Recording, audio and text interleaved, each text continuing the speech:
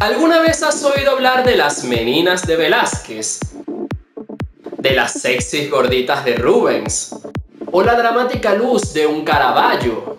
Todos estos trascendentales cuadros pertenecen al barroco, una de las corrientes más dramáticas del arte, la Rosa de Guadalupe del siglo XVII. Chao, te amo.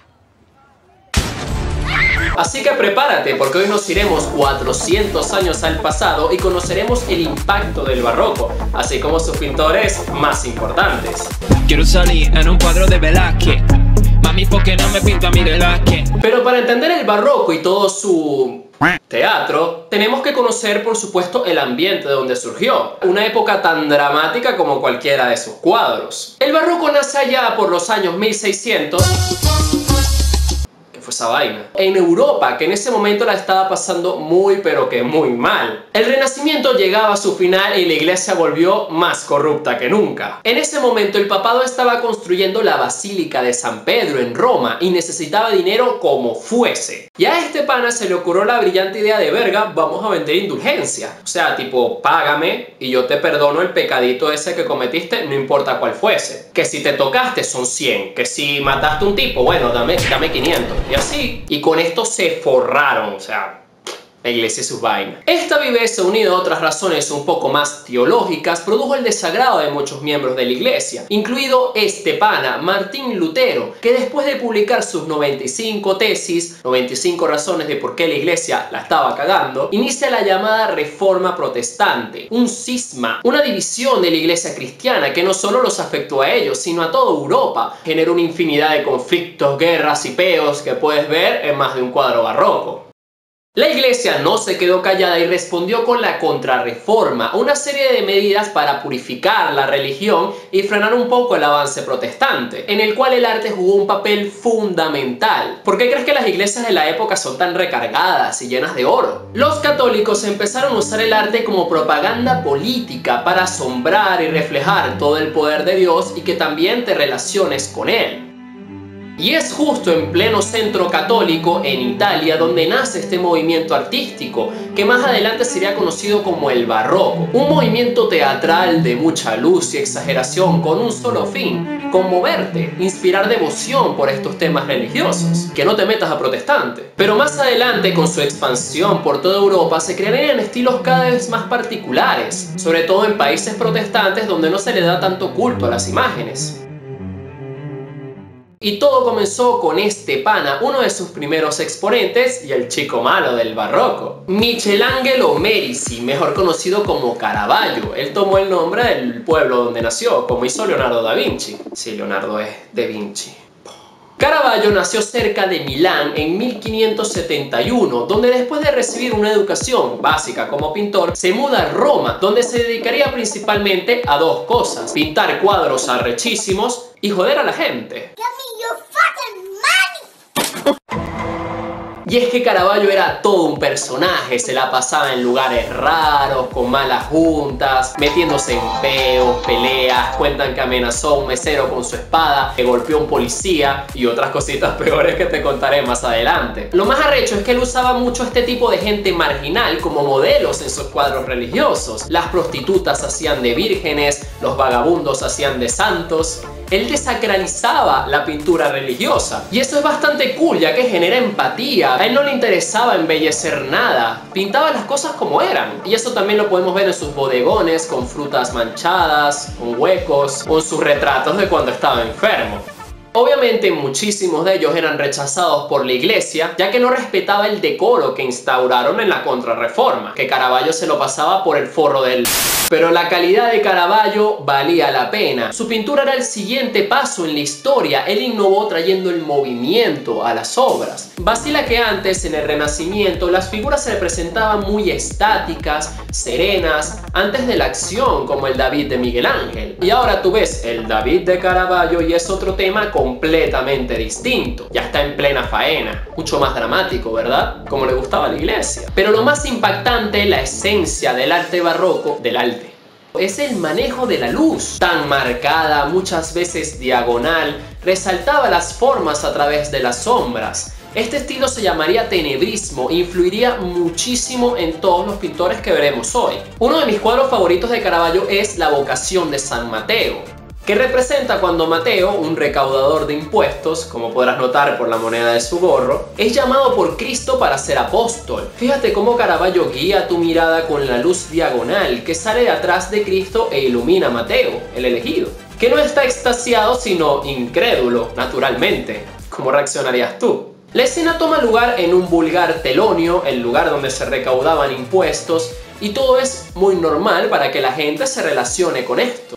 Y bueno, a Caravaggio le estaba yendo súper bien en Roma, pero sus hábitos de buscapeo le arruinaron todo. En una de sus 20.000 peleas se le pasó un poco la mano y terminó matando a un mafioso, Ranuccio Tommasoni, una especie de proxeneta de la época. Caravaggio fue condenado a muerte y tuvo que salir cagando leches de Roma. Se refugió en Malta y Nápoles, donde pintó otros cuadros arrechísimos y recibió tremenda coñaza que le dejó una cicatriz en la frente, como podemos ver en su último autorretrato. Este de aquí, donde ya por fin le cortaron la cabeza. En él vemos a David representado por Checo, su amante. Sí, Caravaggio era gay.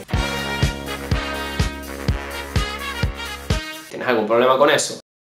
Sosteniendo la cabeza de Goliat, del cual es un autorretrato de Caravaggio que refleja lo cansado, lo gastado que estaba. Fíjate que no hay triunfo en la escena, Checo lo mira hasta como con asco, ¿verdad? Este fue el último cuadro que realizó, ya que por fin, cuando iba a Roma a recibir el indulto, fue asesinado y hallado en una playa de por ahí. Al final sí le dieron el indulto pocos días después, pero ya no le servía porque estaba muerto. Pero su legado sí que vivirá por siempre. El caravaggismo se puso súper de moda en Italia, promovido por artistas como Artemisa Gentileschi, una mujer barroca que pinta arrechísimo, y terminó saliendo de Italia y regándose por toda Europa, hasta llegar a Leiden, un pequeño pueblito en Holanda, donde en 1606 nació nuestro segundo artista del día de hoy, nada menos que Rembrandt van Rijn, uno de los pintores más importantes de toda la historia. Rembrandt fue el noveno hijo de unos molineros.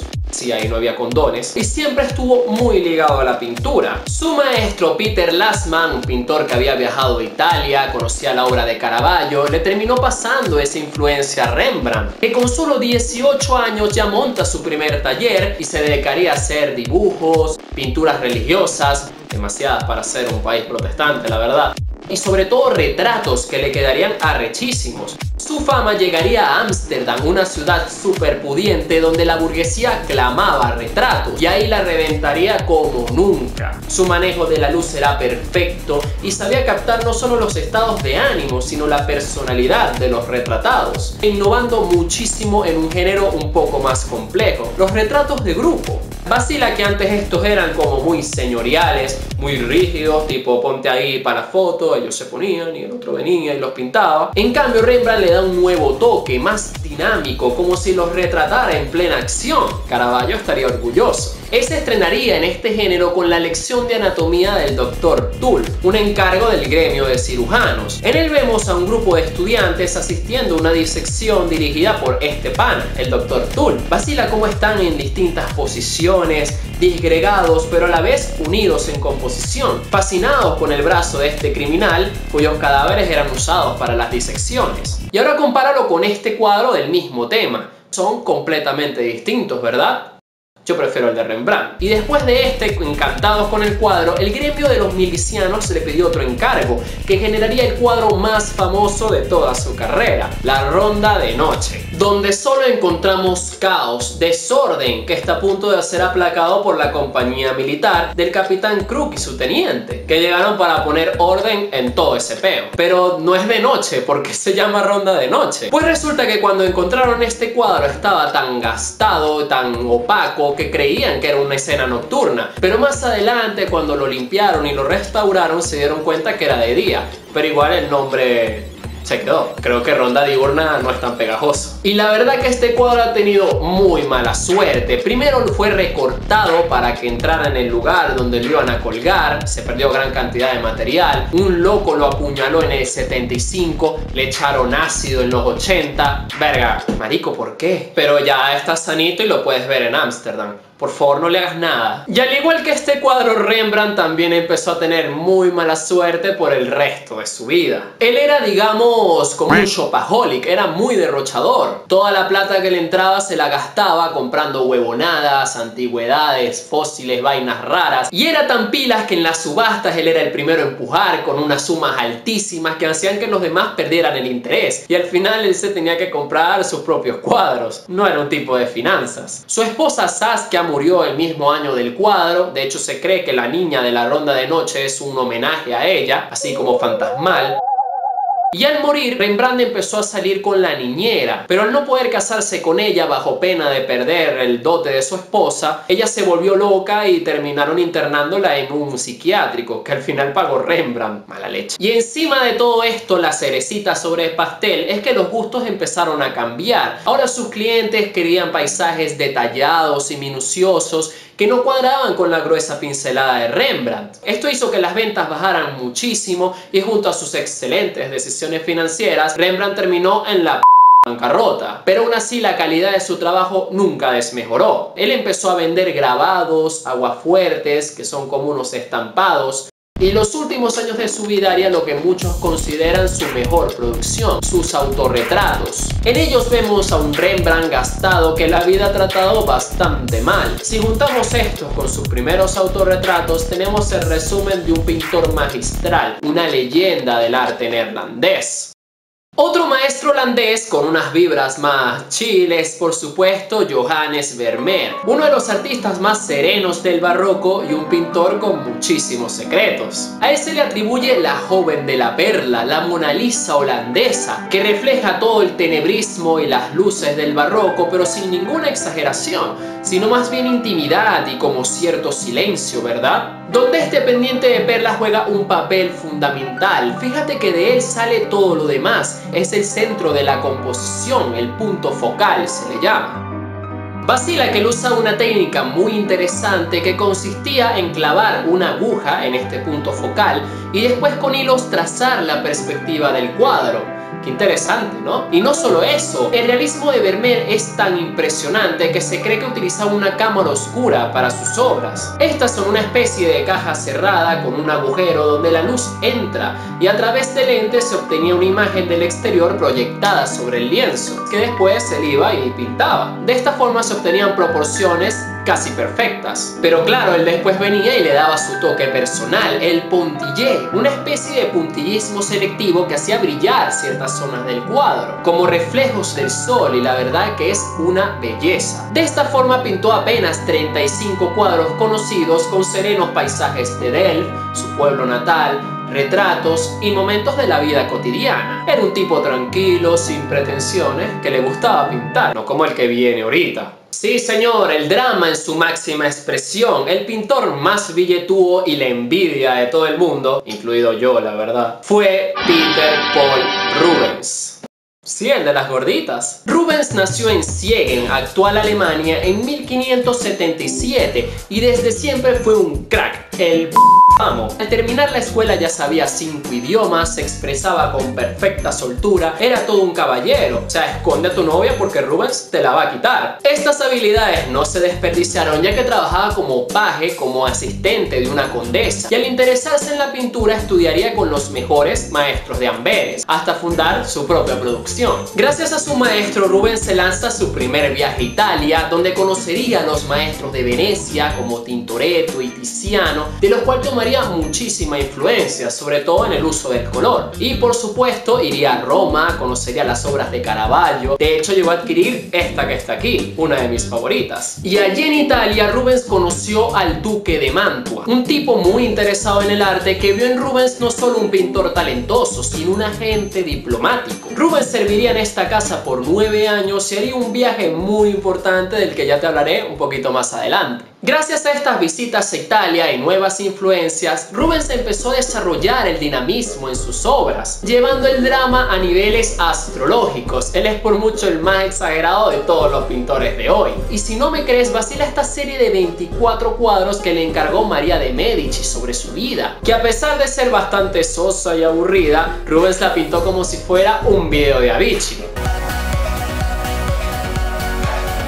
En este, por ejemplo, podemos ver cuando su esposo se enamoró de ella. Mira qué perdido está en su mirada. Que por cierto, esto fue un matrimonio arreglado, esto es pura fantasía. O este de aquí que vemos cuando ella se casó y llegó a Marsella en barco. Así de sencillo, sencillamente agarró el barco hasta allá. Pero mira cómo Rubens lo pinta como una epopeya. Pero coño, por más exagerado que sea, no deja de ser hermoso. En Rubens encontramos muchísimas obras brutales, como sus retratos, que reflejan muy bien la personalidad de la gente. Mira este de aquí, de Isabella Brandt, su esposa, que es como muy pícara, ¿verdad? Me recuerda a Natalie Dormer.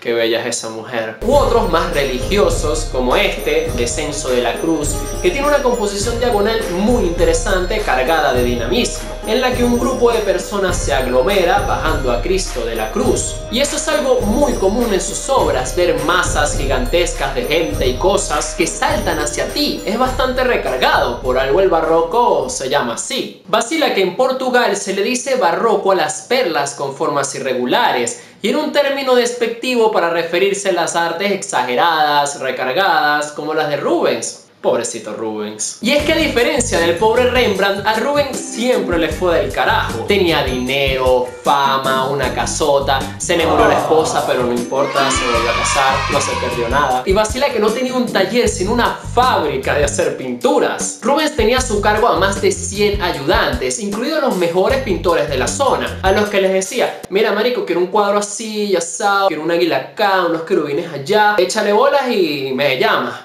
Bueno, me escribes una carta. Después él se llegaba, lo veía, lo retocaba y lo vendía, que es un crack. Él llevaba el negocio, ya que por supuesto se le daban muy bien las finanzas y nunca le faltó dinero a nadie. Así que ya sabes, si ves un cuadro súper recargado, unas masas gigantescas y unas gorditas muy sexys, ya sabes que es de Rubens Compañía Anónima. Por cierto, ¿recuerdas ese viaje diplomático que te comenté? En 1603 el duque de Mantua, señor de Rubens, le encargó llevar una serie de cuadros como regalo al reino de España. Así jalar bolas un poquito. Y en ese viaje Rubens conoció al pintor de cámara del rey, un artista que no tiene nada que envidiarle. El pintor de pintores, nada menos que Diego Velázquez. Llámame Velázquez, que es extraordinario. Dieguito nació en Sevilla en 1599, que en ese momento era la ciudad más desarrollada de España, Madrid, que es esa vaina. Desde muy joven se inicia en la pintura con Francisco Pacheco, un pintor muy manierista, muy clásico, que terminó siendo su suegro.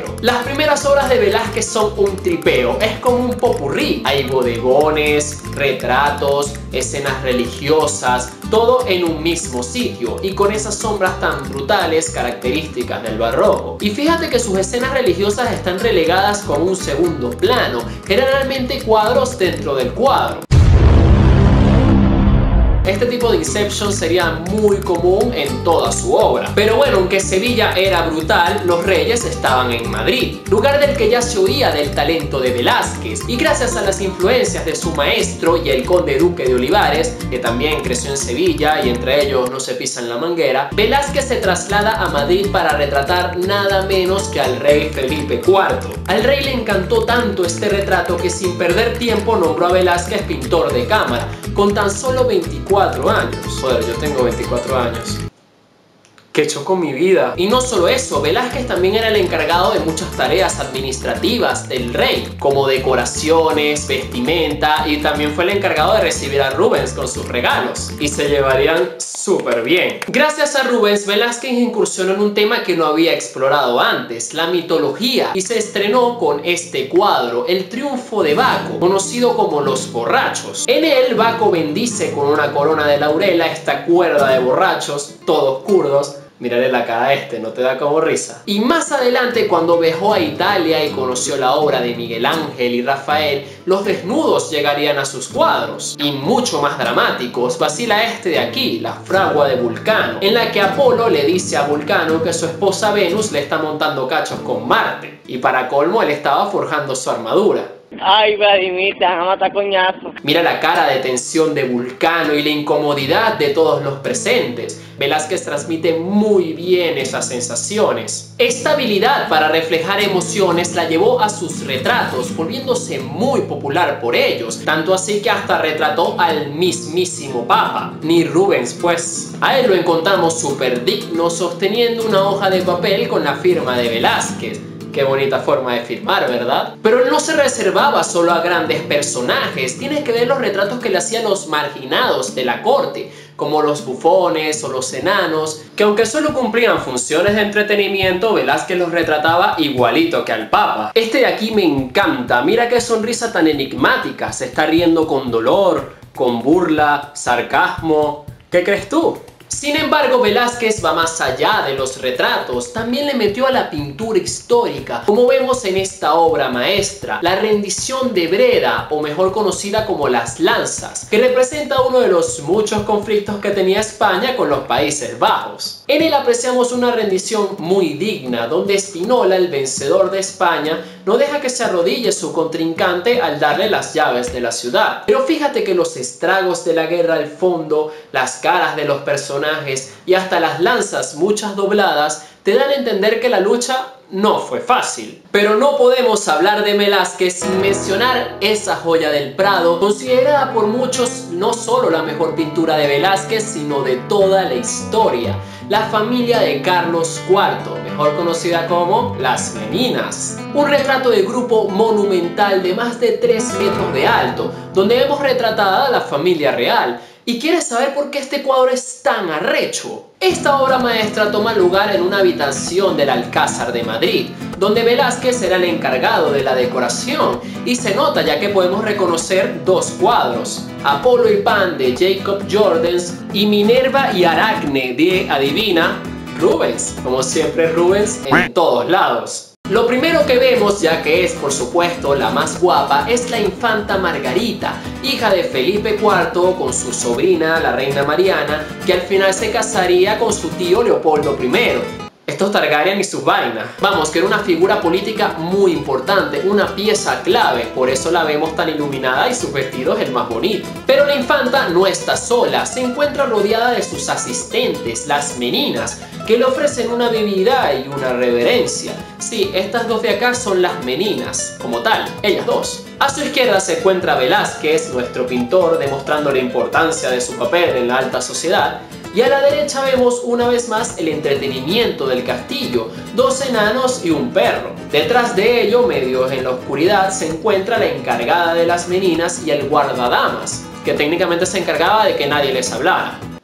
Sí, eso era una profesión en la época. Y más atrás todavía tenemos al aposentador de la reina, que observa la escena en el umbral de esta puerta, que además de darle muchísima profundidad a la obra, sirve de una nueva fuente de luz, adicional a las 2 ventanas de la derecha. Y a su izquierda encontramos algo muy pero que muy interesante, un espejo que refleja 2 rostros, el rey y la reina. Pero, ¿dónde están? ¿Y qué está pintando Velázquez? Pues hay una teoría que dice que Dieguito estaba pintando a las meninas cuando los reyes entraron en la habitación, haciendo que muchos personajes se voltearan a mirarlos. O sea que el rey y la reina están contigo, literal, al lado tuyo. Y es arrecho porque te incluyen en la obra. Es como si tú hubieses entrado con ellos, agarrándolos desprevenidos, y todos se voltearan justo en ese instante. Un segundo después, el cuadro ya hubiera sido completamente distinto. La fugacidad del momento es más que palpable. Y eso es algo muy curioso porque quiero que te fijes en la ropa de los presentes.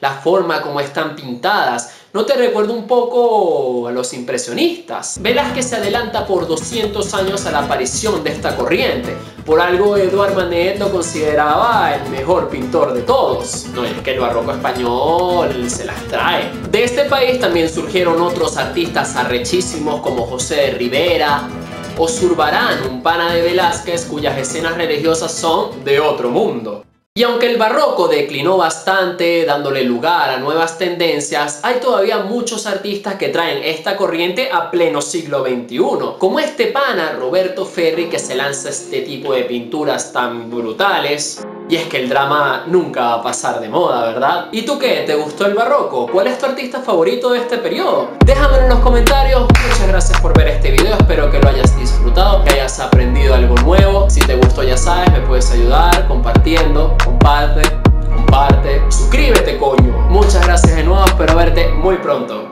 ¡Chao!